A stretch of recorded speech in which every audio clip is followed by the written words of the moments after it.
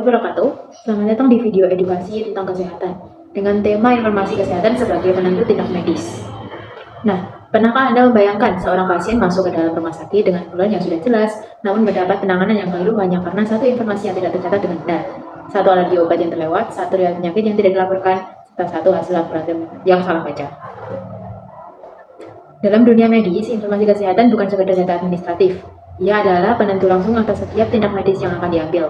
Maka dari itu, saya Aisyah Rizky. Dalam video kali ini kita akan membahas apa saja jenis informasi kesehatan, bagaimana informasi itu membentuk kebutuhan klinis, serta dampak apa yang terjadi ketika informasi tersebut tidak lengkap atau tidak akurat.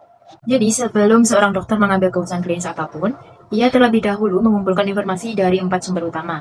Yang pertama ada anamnesis, yaitu proses wawancara klinis yang dilakukan secara sistematis untuk menggali keluhan utama, riwayat penyakit sekarang, riwayat penyakit terdahulu, riwayat penyakit pasien, serta kebiasaan hidup pasien. Anamnesis yang tidak lengkap adalah sumber utama kesalahan diagnosis. Yang kedua adalah pemeriksaan fisik. Tenaga kesehatan mengobservasi kondisi tubuh pasien melalui 4 teknik. Yang pertama ada inspeksi, melihat, palpasi, meraba, perkusi, mengetuk, dan auskultasi, mendengar. Data yang diperoleh bersifat objektif dan terukur. Yang ketiga ada pemeriksaan penunjang, meliputi hasil laboratorium darah dan juga urin.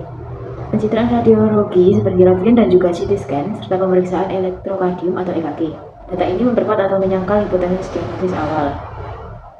Yang keempat ada rekam medis terdahulu, riwayat diagnosis, tindak operasi, obat-obatan yang pernah dikonsumsi, serta alergi yang tercatat. Informasi ini mencegah duplikasi tindakan dan juga mencegah reaksi obat yang Inilah rantai keputusan medis yang menjadi tulang punggung setiap tindakan medis. Setiap tahapan bergantung penuh pada kualitas tahapan sebelumnya. Dimulai dari informasi kesehatan yang dikumpulkan secara lengkap dan akurat.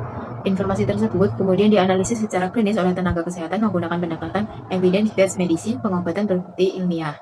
Dari analisis ini lahirlah diagnosis, kesimpulan medis mengenai kondisi pasien. Diagnosis kemudian menjadi bahan landasan tata laksana atau rencana tindakan medis. Mulai dari pemberian obat, proses bedah, hingga rujukan ke spesialis. Dan dari tata laksana yang tepat diharapkan tercapai keluaran klinis yang optimal, yaitu kesembuhan atau peningkatan kualitas hidup pasien. Kini perhatikan, jika informasi di awal tidak lengkap atau tidak akurat, maka seluruh rantai ini akan bergeser. Analisis menjadi keliru, diagnosis meleset, tindakan medis pun tidak tepat sasaran. Suatu kesalahan di hulu dapat membawa dampak yang fatal di hilir.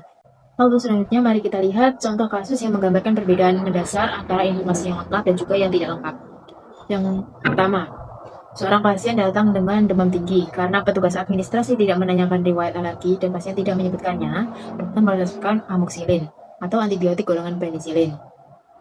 2 jam kemudian, pasien mengalami reaksi anafilaksis yang mengancam jiwa, karena ternyata pasien memiliki alergi penisilin yang tidak tercatat.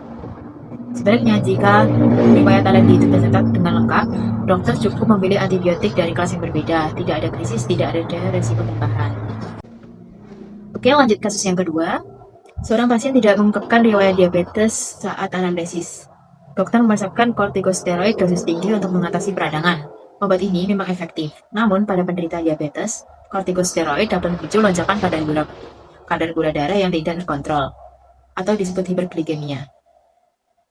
Maka satu informasi yang tersembunyi, satu komplikasi yang harusnya bisa dicegah.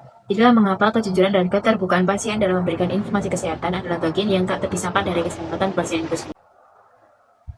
Nah, sebagai kesimpulan untuk video tadi, ada 3 pesan utama yang ingin saya sampaikan. Yang pertama adalah informasi kesehatan yang lengkap, akurat, dan tepat waktu adalah fondasi dari setiap keputusan klinis yang benar. Tanpa informasi yang baik, tidak ada diagnosis yang baik, dan tidak ada tindakan medis yang tepat. Yang kedua, tenaga kesehatan dan tenaga administrasi memiliki tanggung jawab profesional untuk menggali, mencatat, dan menyimpan informasi pasien dengan standar tinggi. Ini bukan sekedar prosedur, ini adalah bentuk pengabdian terhadap keselamatan pasien. Dan yang terakhir adalah, pasien pun juga memiliki peran aktif, yaitu memberikan informasi kesehatan yang jujur dan lengkap kepada tenaga kesehatan. Adalah bagian dari hak sekaligus kewajiban pasien dalam menjaga keselamatannya sendiri. Informasi yang lengkap bukan hanya data, ia adalah nyawa yang terlindungi.